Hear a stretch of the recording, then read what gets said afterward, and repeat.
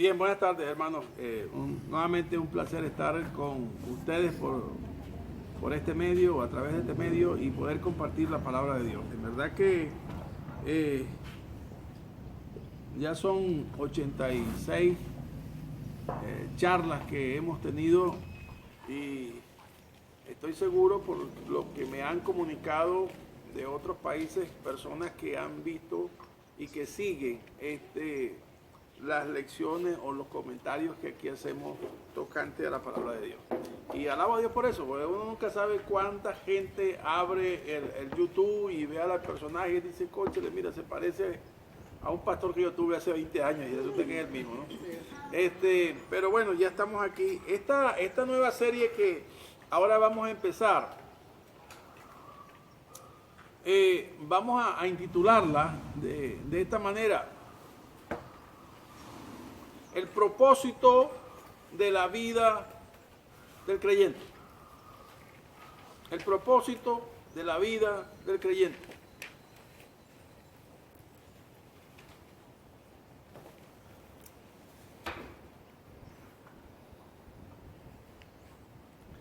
Tener una vida con propósito, por definición, es darle objetivo o significado a la vida que usted tiene. Darle valor a su existencia. Tener objetivos claros hacia dónde voy. O sea, estoy aquí, parte de preguntas existencialistas. ¿Por qué estoy aquí? ¿Para qué estoy aquí? ¿Cuál es el propósito del cual Dios me trajo a este lugar? Entonces, si alguien debe estar claro en el propósito para el cual Dios lo salvó, deben ser los creyentes. Amén. Si alguien debe transmitir el propósito para el cual Dios le tiene al frente de un grupo celular o de una casa de estudio, debe ser el líder de la célula. O sea, yo estoy aquí con el propósito de... Usted puede decir ahora, yo soy un ciudadano del reino de los cielos y tengo el propósito de...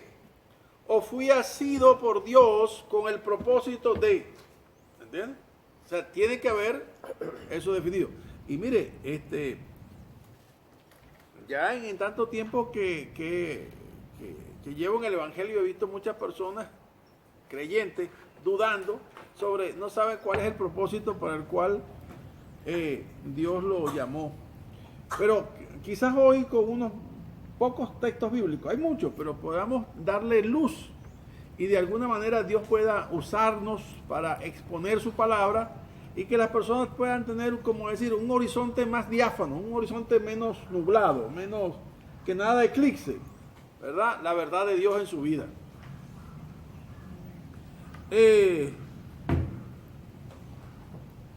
Vamos a entrar a verlo de 3 puntos de vista. Uno, ¿cuál es el propósito como general o meta general para el cual Dios me alcanzó? O sea, ¿cuál es el propósito para el cual la gracia de Dios vino sobre mi vida? ¿Cuál es el propósito? Alguno dirá, venir al culto, ser un creyente, contribuir financieramente con los gastos de mi iglesia, tener clara la doctrina de mi iglesia, en qué creemos, qué enseñamos, y trabajar en algún ministerio de la iglesia. Cualquiera puede decir, bueno, yo estoy bien porque, verdad que ya no estoy en lo que estaba antes, yo ahora tengo un propósito, ¿no? Ser un buen miembro de iglesia, por ejemplo, ¿no? Pero el apóstol Pablo, como siempre lo he señalado, como un hombre preclaro, un hombre que estaba bien, como así al mediodía fue llamado por Dios, así estaba la mente de él de iluminada, de clara, en muchos aspectos de su vida. Si son tan amables, en Efesios capítulo 1, vamos a leer 3 versículos del 4 al 6. Pero ponga atención, antes de que empiece a leer usted ahí que nos está viendo por esta cámara, recuerde que el propósito responde a la pregunta ¿para qué? ¿Para qué? Por ejemplo, podemos tomar en cuenta, como les he señalado la parábola de la lavadora, ¿se acuerdan? ¿Para qué es una lavadora? Hoy todo el mundo sabría para qué. Pero saben que muchas veces no se ha usado para lo que fue hecho. ¿Para qué es una mesa del comedor? ¿Para qué fue diseñada una mesa del comedor? Pero muchas veces no se usa para lo que fue hecho. Entonces pierde propósito y entra en el despropósito. ¿Ok? Entonces siempre que encuentren esas dos palabras para que en modo indicativo usted va a encontrar el propósito. Esa es la respuesta al propósito. ¿Ok? A ver si la palabra de Dios hoy una vez más nos da luz. Leamos entonces Efesios 1, 4, 5 y 6. Según nos escogió en Él antes de la fundación del mundo, para que fuésemos santos y sin mancha delante de Él, en amor habiéndonos predestinado para ser adoptados hijos suyos por medio de Jesucristo, según el puro afecto de su voluntad, para alabanza de la gloria de su gracia, con el cual nos hizo aceptos en el amado. Amén. ¿Está clara? ¿Ya tienen la respuesta? ¿Sí lo ven? Pablo le dijo a los hermanos en una hermosísima carta, en el capítulo 1, que es preciosa, llena de amor, llena de oración, de ruego. Ruego al Dios y Padre de nuestro Señor Jesucristo que abra los ojos de vuestro entendimiento para que podáis saber cuáles tres cosas hermosas que señala ahí en el capítulo 1, ¿verdad? Y en el capítulo 2 dice que nosotros andábamos en una vida sin propósito, pero su gracia nos alcanzó y ahí Dios nos hizo salvos, no por obras para que nadie se gloríe. Y entonces sigue hablando Pablo en esa carta llena de una ricura incalculable. Entonces vamos a desmenuzar estos tres versículos que están aquí. Pablo dice, según nos escogió. Déjeme hacer un paréntesis aquí. Nadie escoge a Dios, Dios escoge al hombre. Siempre acordémonos de eso. Si nos escogió, ¿verdad? La acción del verbo escoger recae sobre nosotros, como lo he dicho muchas veces. Estábamos en modo pasivo y fuimos objeto de la acción del verbo. Él nos escogió. Amén. Nadie buscó a Dios, nadie. Como lo he dicho esta última semana, el que estaba dentro de la tumba, detrás de la piedra, no podía salir porque estaba muerto. Nadie podía buscar a Dios, ahí nadie. Entonces dice, según nos escogió en Él, Él mismo sabía quién de nosotros, de esta humanidad, íbamos a ser salvos. Pero sabe, en función del tiempo, dice, antes de la fundación del mundo. ¿Cuánto es ese antes? Los geólogos, los ingenieros, los astrónomos hablan acerca de la duración de la creación del universo, millones y millones, hablan de muchas cosas, bueno, no sé si será verdad o no. Pero el asunto es que antes de que el mundo fuese mundo, de que la tierra fuese tierra, ya Dios tenía para nosotros una designación. Amén. Gloria a Dios. Y dice, Él nos escogió antes de la fundación del mundo con un propósito. ¿Para qué? Para que fuésemos santos. Para que fuésemos santos y sin mancha. O sea, fíjense esta obra de la gracia de Dios que es tan grande, ¿no? Dice, es tan grande que no puedo ir afuera de Él, es tan ancho que no puedo ir afuera. Es que no hay manera de alcanzarla. La magnitud de la gracia de Dios.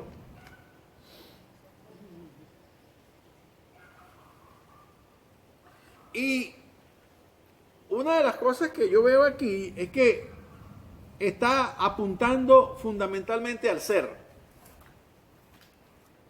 O sea, cambia la naturaleza. Para que fuésemos hechos. ¿Me entiende? Para que fuésemos santos y sin mancha. O sea, sin mancha la sustituimos por puro. ¿Me entiende? Sin estigma. En otras palabras, sin pecado. Delante de Él estamos sin pecados. Delante de Él somos santos, apartados por Él. Por medio de su Hijo Jesucristo, somos apartados. Entonces, un creyente debe tener claro que la escogencia de Dios nadie la va a alterar. Si Dios determinó que fuese usted, Él tiene un propósito. Y dice la palabra que el que comenzó en vosotros la buena obra, la perfeccionará hasta el día de Jesucristo. Amén. Quizás usted se pueda ver que no está tan santo, ni tan sin mancha. ¿Sí me entiende? O sea, uno pudiera juzgarse y decir, quizás no soy todo lo santo que yo estimo que debería ser según lo que me enseña la palabra de Dios. Porque santo significa apartado. Y como decía el predicador ayer, ¿cuán apartados estamos del mundo? ¿Cuánta influencia tiene el mundo en mi vida hoy? ¿Cuánto he sido irradiado, verdad, por los destellos del mundo, de la atracción del mundo? Porque tiene destello. El Señor cuando estaba allá en el desierto, ¿verdad? Y el diablo lo tentó, le dijo, lo llevó a la cúpula y le dijo, mira allá, mira todos los reinos. No le mostró el vertedero de basura, ¿verdad? No le mostró el río Guaire o le mostró cosas que están feas, no. Le mostró, ¿qué le mostraría? El esplendor, ¿verdad? Los jardines colgantes de Babilonia, ¿cómo se llama esto? Las esfinges de allá de Egipto. O sea, lo glamuroso, lo atractivo del mundo. El asunto es que nosotros también estamos siendo atraídos por ese mundo. Siempre está esa vitrina ahí, ¿me entiendes? Como yo recuerdo que recién casado mi esposa decía, vamos a salir un rato. Y digo yo, ¿a qué? Y ella me decía, por lo menos a caminar y ver vidrieras. Yo digo, ahí está el peligro. La tentación. Claro, porque cuando te pones a ver aquello y uno no tenía recursos y uno ve que la mujer mira aquellas sandalias, aquellos zapatos, ¡ay, qué bello! Oye, ¿cómo queda uno ahí? ¿Me entiendes? Quisiera exprimir la cartera y decir, pues salga algo, pero no sale nada. Entonces ya se va uno con aquella cosa, aquella pesadumbre. Ay, Dios mío, si pudiera regalarle los zapatos a la mujer, ¿no? Entonces, por eso ponen las vidrieras, para que ustedes vean. Y ahí quedan enganchados. Nada, por eso, ¿tú te crees por qué el ángel le dijo a Lot y a su familia, no miren atrás? Es un principio, no miren atrás. Porque quizás tenemos muchas cosas arraigadas en el mundo, ¿me entiendes? Y sentimentalmente somos débiles y volvemos la mirada atrás. Y algunos vuelven sobre sus pasos atrás, pero son traspasados por muchos dolores después, por haber mirado hacia atrás. Entonces, para que fuésemos santos, eso es el propósito. O sea, apartados del mundo,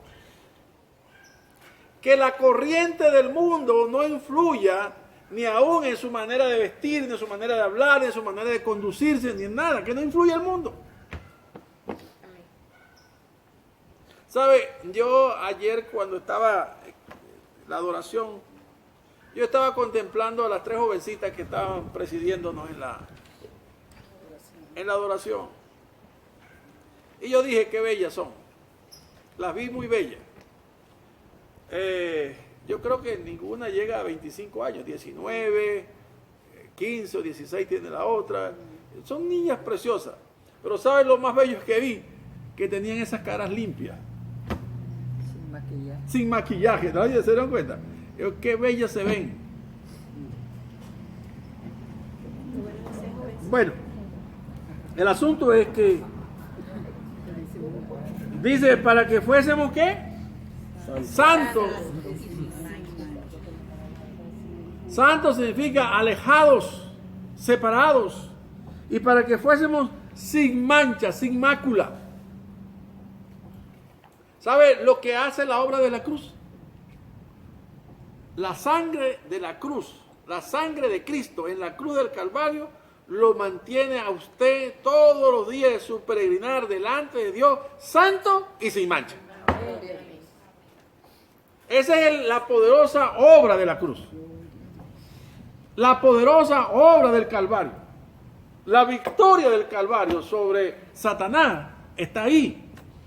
En que los escogidos son librados del veneno del pecado, así como la serpiente fue levantada en el desierto. Los redimidos de Dios que han sido mordidos por la serpiente del pecado, al mirar a la cruz, son sanos de todo veneno. O sea, no hay efecto del veneno en ellos. O sea, están sin veneno, o sea, están sin pecado. Porque la sangre de Cristo nos limpia de todo pecado. Qué hermoso, ¿verdad? El sabernos santos y sin mancha. Sigamos, pues si no me quedo aquí toda la tarde. 5. Dice, santos y sin mancha delante de Él en amor. Es que ese es el vínculo hermoso de Dios que nos mantiene todavía firmes en el día de hoy. Habiéndonos predestinados para ser adoptados. O sea, hay un antes de la fundación del mundo, ese era el propósito.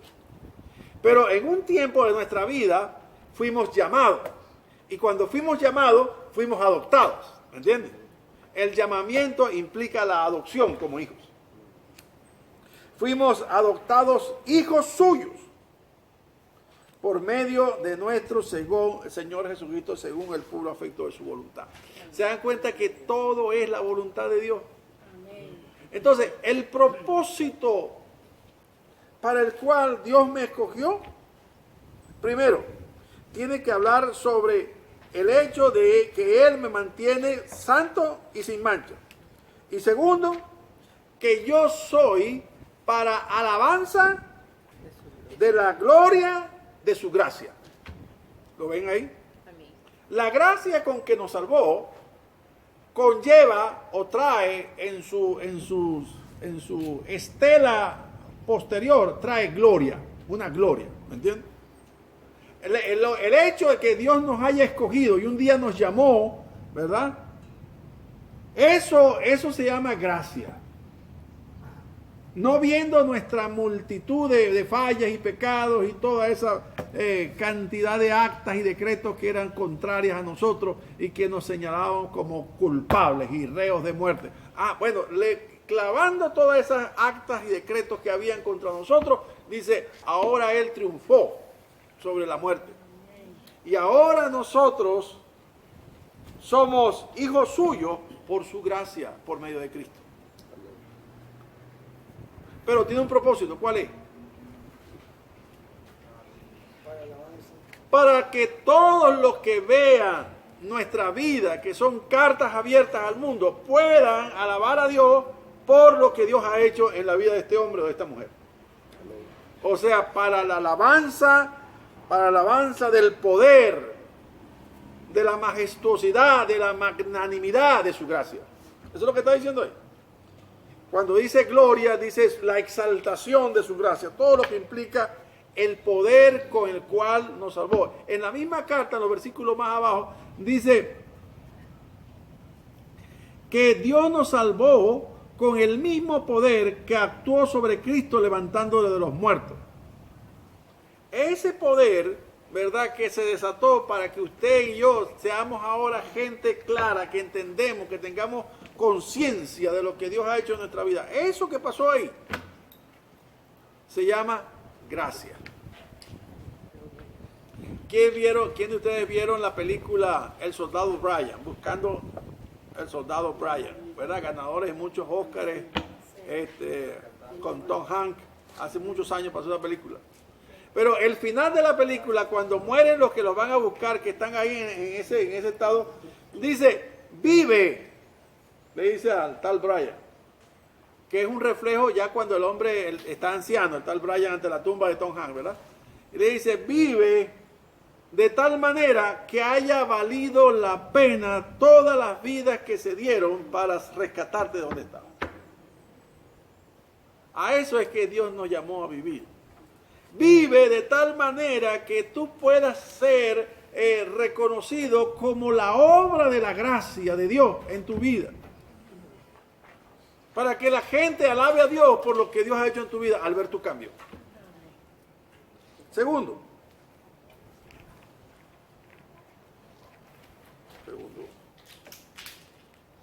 Es otro punto de vista. En Efesios 2, capítulo 10, versículo 10, perdón.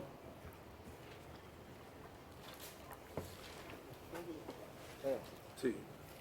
Porque somos hechura suya, creados en Cristo Jesús para buenas obras, las cuales Dios preparó de antemano para que anduviésemos en ellas. ¿Está claro el para qué? Mire, óigame bien. El ocio es pernicioso. El ocio es un caldo de cultivo para el pecado. El ocio es el momento más peligroso y más vulnerable en la vida de un creyente. Pedro señaló eso y dijo, añadid a vuestra fe virtud, a la virtud conocimiento, y así empezó a decir una cantidad de valores, de talentos, y dice, para que no estéis ociosos ni sin fruto. El Señor allá en Juan 15 dijo claramente,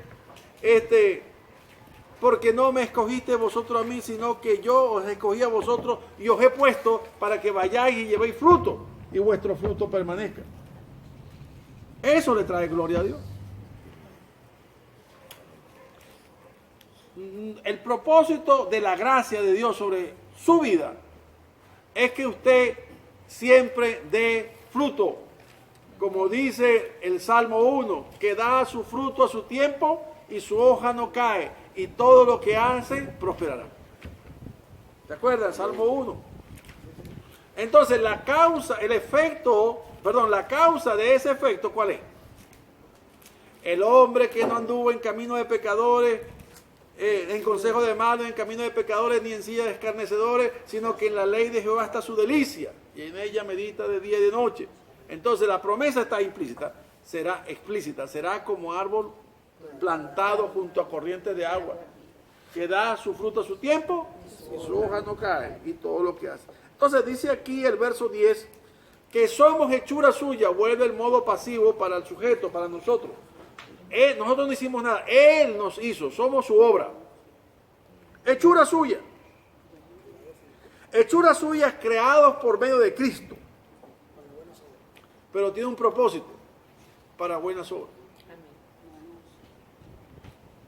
¿Sabe? En Mateo capítulo 5, por allá el versículo 11 o 12, dice el Señor, vosotros sois la luz del mundo. Y dice que una ciudad en una montaña no se puede esconder. Así es tampoco aquel que pone una luz, no la pone debajo del almud, de una caja, sino la pone sobre el candelero, para que todo el que entre a la casa sea iluminado por la luz. Es lo lógico, ¿no? Y dice el Señor, así alumbre vuestra luz delante de los hombres, para que vean vuestras buenas obras y glorifiquen a vuestro Padre que está en los cielos. Entonces, no podemos dejar que nuestro libro de las obras esté en blanco. No podemos. El libro de nuestras obras, donde se registran todas las cosas que hacemos para glorificar a Dios, tiene que estar ¿cómo? Lleno, escrito, ¿me entiendes? Todos los días algo bueno tiene que haber. Uno cuando dice, bueno, no voy a hacer cosas tan grandes como otros, pero voy a hacer lo que sea necesario. Compartes tu pan con el hambriento, compartes tu ropa con el necesitado, comparte, o sea, tienes algo que compartir con el vecino o con el que tiene necesidad, estás haciéndolo. Quizás no lleves un camión de panes, pero puedes llevar un pan, o puedes llevar una arepa, o puedes hacerte eco de la necesidad de alguien. ¿Cómo le ayudo? A ver cómo le ayudo. Buenas obras. Ok. Tercero. También, dije en forma general para alabanza de su gloria. Dije en forma específica con buenas obras para que Dios sea glorificado. Pero Pedro, en 1 de Pedro capítulo 2, verso 9, dice: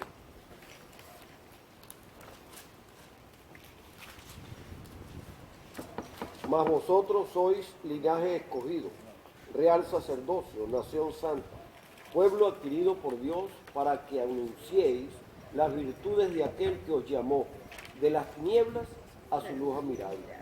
Vosotros que en otro tiempo erais pueblo, pero que ahora sois pueblo de Dios, que en otro tiempo no habíais alcanzado misericordia, pero ahora habéis alcanzado misericordia.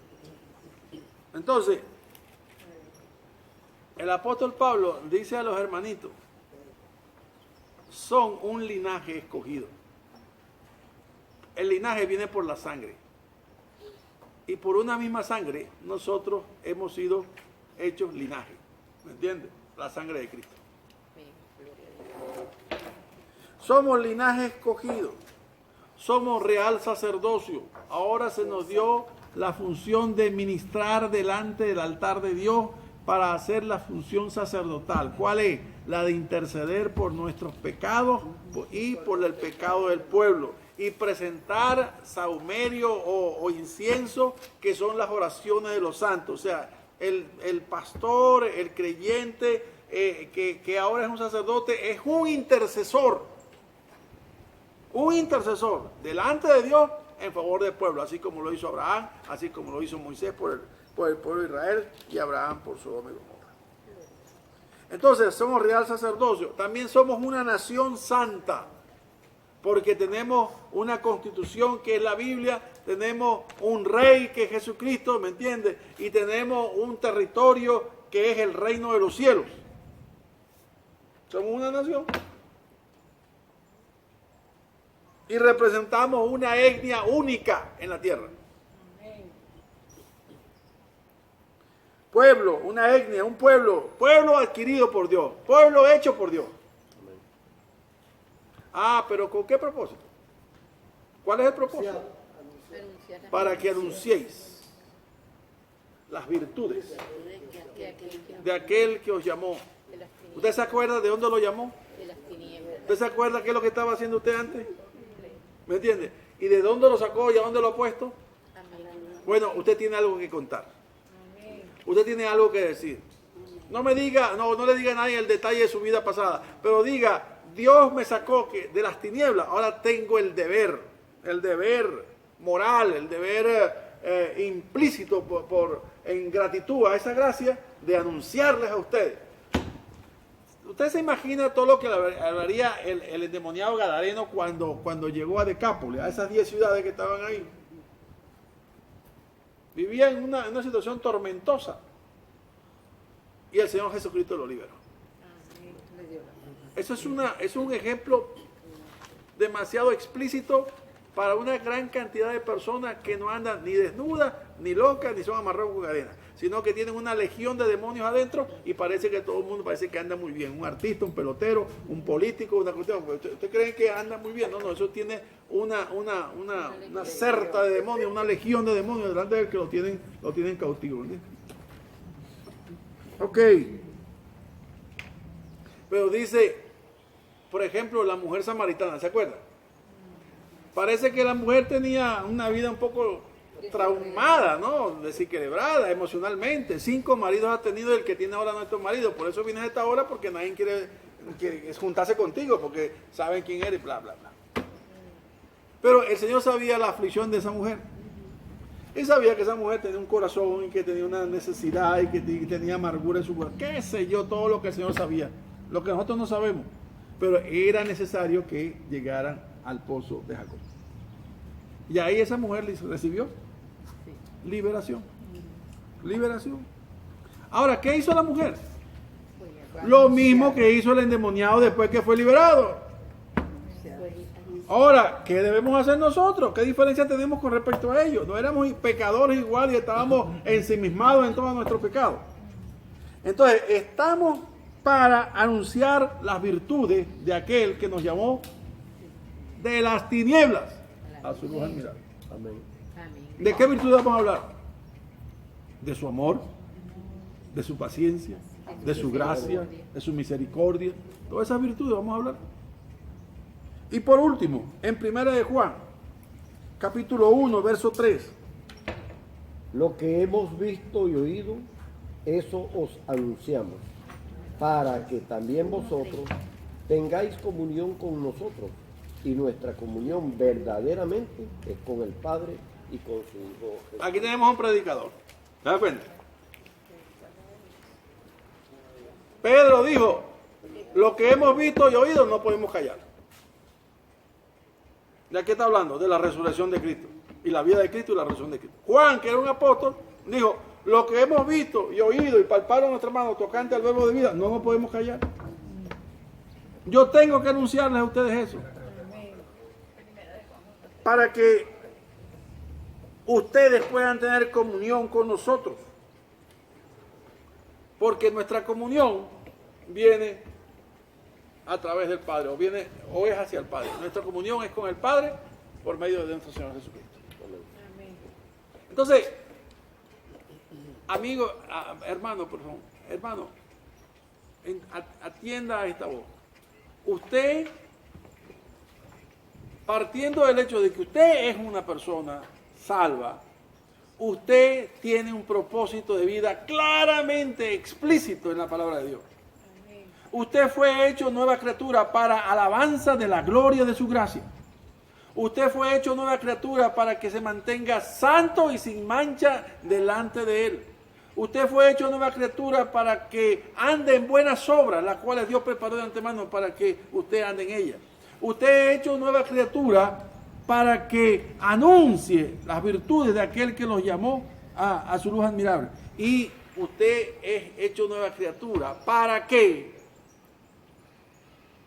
hable tocante al verbo de vida, aquel con quien usted tuvo un encuentro con Jesucristo, y hable de lo que Él hizo trayéndole de las tinieblas a su luz admirable. Amén. Que el Señor le ayude y que el Señor le bendiga. Amén.